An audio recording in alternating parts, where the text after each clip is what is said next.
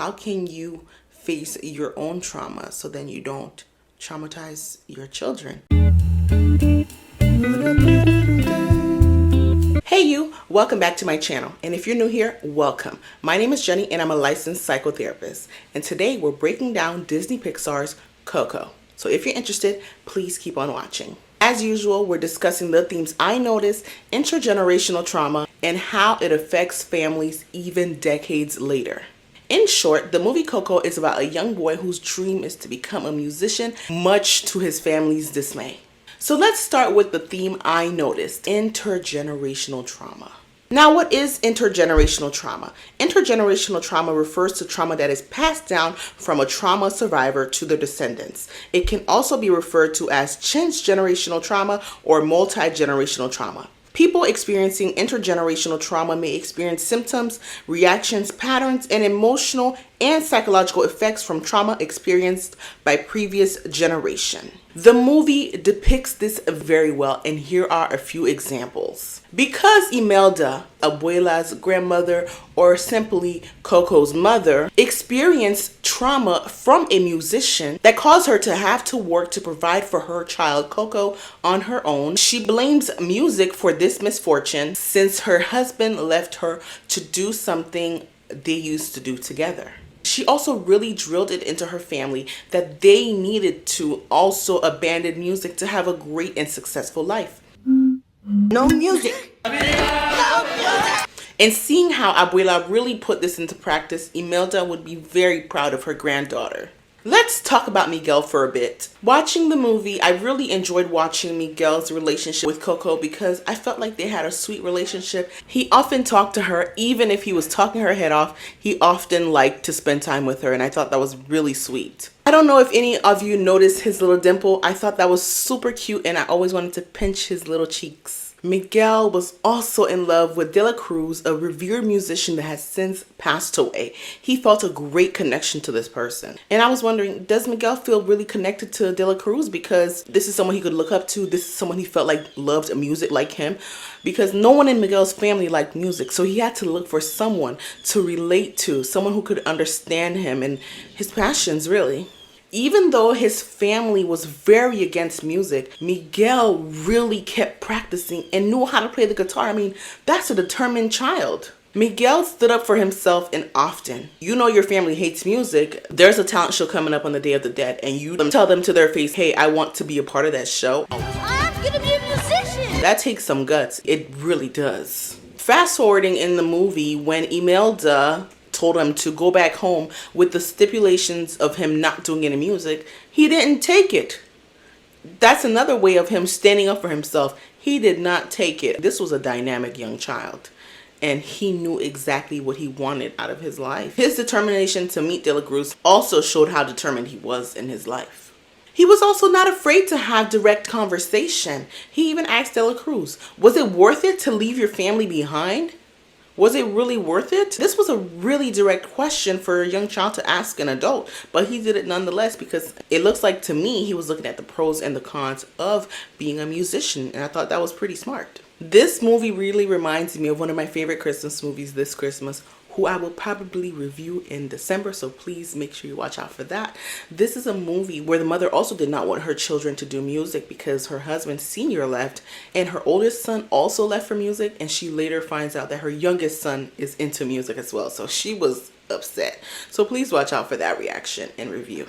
I also noticed that Miguel was a great motivator. I'm a pretty sorry excuse for a great-great-grandpa. I'm proud we're family. When he finds out that he's really related to Héctor and not Cruz, Héctor was sad. Hey, I know you're probably disappointed to be related to me instead, but Miguel was like, no, I'm happy to be related to you. I'm proud to be related to you. I'm like, you're so cute. You're determined and you are compassionate. I also love seeing how community-oriented Miguel was. If you see early on in the movie, he's walking through the neighborhood, he's feeding Dante the dog, he's just having a great relationship with the people around him, he's shoe-shining the mariachi, and he's asking them for advice because he wasn't getting that support back home. Miguel was also very, very committed to living life in the present moment, in the right now. And I really commended him for that, because sometimes that transgenerational trauma can get to you and really make it hard for you to follow your dreams. And I always wonder, did Coco have a dream? Did Miguel's father have a dream and they just all became against music? I always wondered that. Maybe they didn't pursue something they love in the arts because of that transgenerational trauma. But Miguel was determined to break down all this trauma and live life for him and in the present moment. There's also a scene where Miguel's grandmother breaks the guitar. You wanna? And that was really hard to watch, because I was like, who is going to stand up for Miguel? Where is his father? Why isn't his father saying anything? I mean, he did slightly attempt to check in to say, hey, mom, don't do that. But in reality, no one was really there checking for him and supporting him. It was always Miguel versus the entire family, which was hard to watch and really sad, because I'm sure he was probably lonely. From what I understood, the mariachi was also a big part of Miguel's culture, just like ofrendas. So why couldn't he do both? Or why couldn't he have been taught, hey, these are the pros and cons, let's talk about it? Why was it a no, no, no? I mean, if you see all these clips with Abuela just breaking the guitar, saying no, yelling at him, no music, nothing that sounds like music, no, no, no. And he still was determined, you gotta commend him.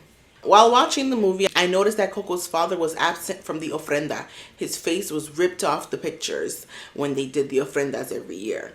So let's talk more about the family hating music. I didn't see anywhere in the movie where they talked about why they hated music so much. And I'm wondering, did Miguel get an explanation about this? Did he learn the family history about this? Unfortunately, sometimes when you tell a child or a teen no, the first thing they're going to try to do is to do the other thing, which is hard as a parent. But when it comes to something like music, I don't see how that should be a hard no. Because when you think about everything, yes, some things should be a hard no for children. Some things that are like, oh no, you're not doing that. And you can talk with them and explain it to them. But I'm not sure how they would be able to explain why it's such a hard no for music. How do you say, no, you can't do this, when it's a huge part of his culture? Wherever he goes, he's seeing mariachi bands. So he wants to be like them. He wants to emulate them. He thinks it's his grandfather. He wants to be like who he thinks is Abuela's grandfather, Coco's father. It is important to explain things to children, and because I said so is not really a great response. Things should be explained to children. They don't understand. I feel like no matter how tough the conversation was, Miguel had the right to be a part of it. Because guess what? You can see how determined he was. He was such a bright child. For a child to teach themselves how to play an instrument, that's a very smart person. I think he'd be able to handle a tough conversation. I feel like people often think, don't tell the child this, don't do this, but no, you should tell a child something. And what you need to do is you need to tell them on their level of understanding. Use their words to explain what has happened and why the family is so against it. And leave it up to them to make the decision if they want to do it or not do it. After all, it is their life. A life in the family company, working on shoes, could be stable and beneficial. But what if Miguel doesn't want that life? He should be able to choose how he wants to live. He should. Children need that safe space from their loved ones. Because if you look to how Abuela would discipline Miguel, it would be like, oh, no music. Hugs him, kisses him. Do you want to eat? No music. You'll feel better after you eat with your family. Even when he would say no to food, she would pack on his plate. And I'm sure that's something that could be seen as cultural. Let me know in the comments if this is your culture. Is this a part of your culture? And I do feel like sometimes this can reinforce unhealthy eating habits, using food to cope with hard things. Personally, I know I'm a therapist and all, but sometimes I do like to shop to cope with things. It's not always necessarily healthy, but I try not to do this too often. Yes, you can have a bad day and you had some ice cream. That's okay, sure. But to make it a habit to always lean on food as a way to cope with hard times, I don't think that's necessarily healthy.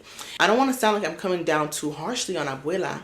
I know she's probably had some hard times in her life. She's only trying to do right by her own Abuela, trying to keep the legacy going, trying to keep her family safe. I think her intentions were good. When it comes to what she was doing to Miguel, she felt like she was protecting him. But at what cost? That's the question. At what cost was she protecting him? You could tell she loved him, but breaking his guitar when you know he loves this thing, I don't know. That's hard.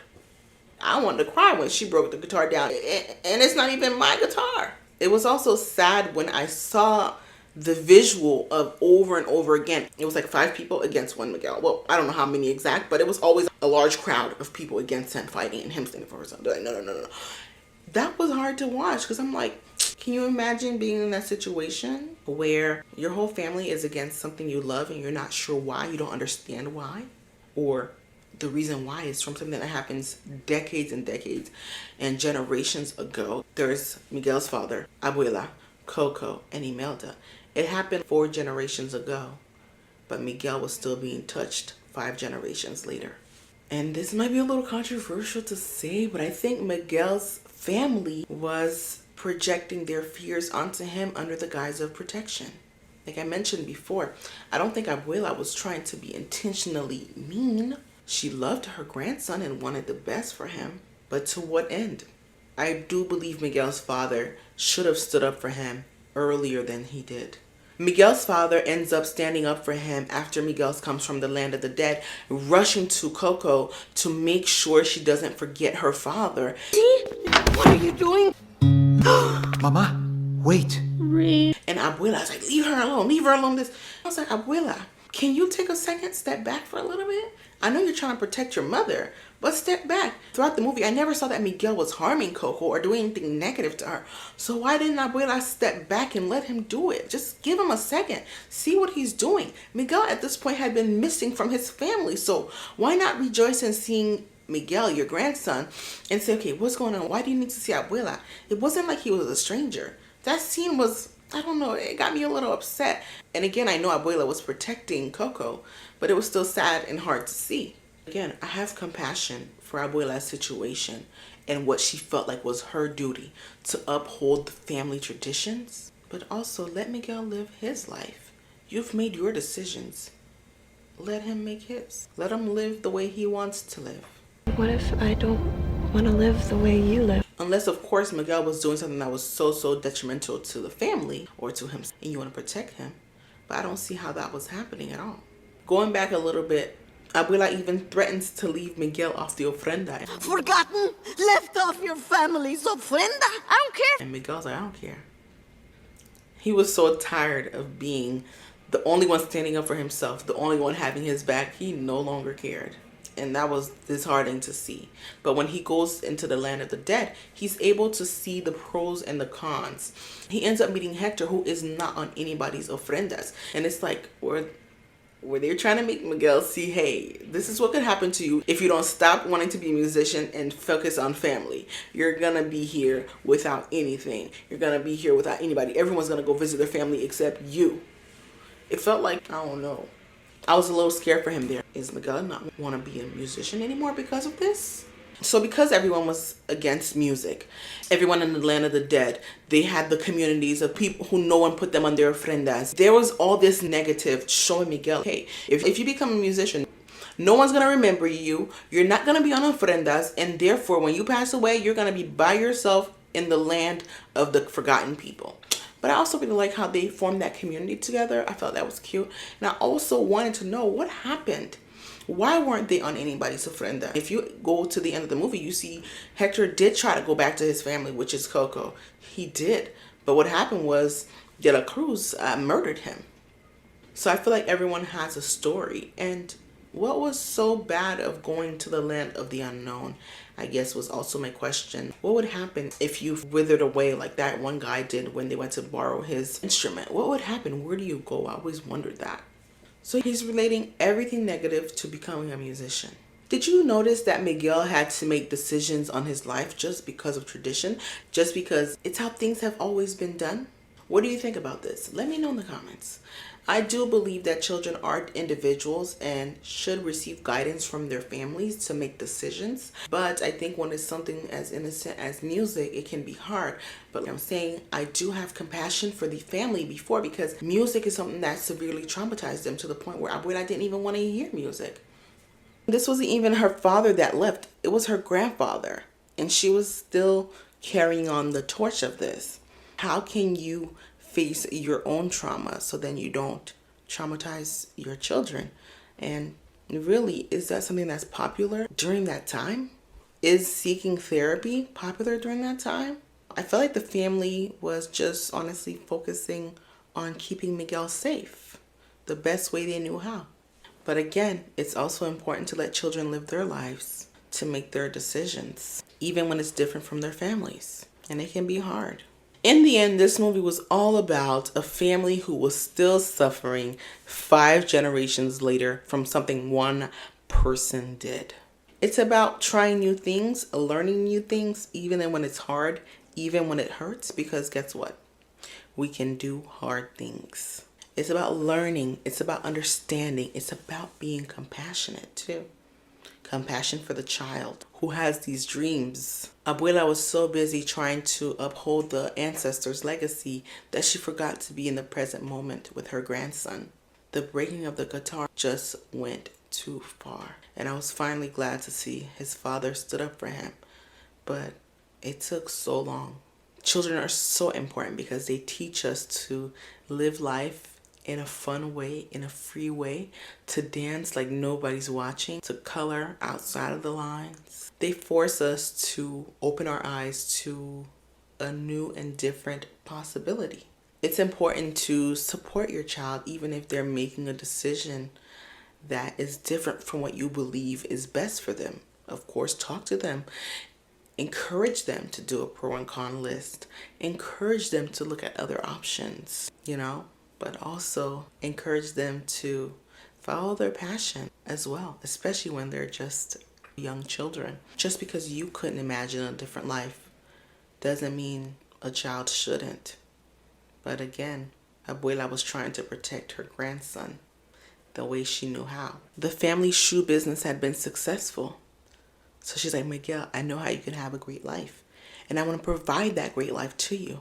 I don't want you to go through what my mother went through. And that's all Abuela was trying to do, So what do you think? Let me know in the comments. If you've made it this far into the video, thank you. As always, if you're interested, please don't forget to like, comment, subscribe, and turn on your notification bell for when I post new videos. I look forward to hearing from you in the comments. Bye now.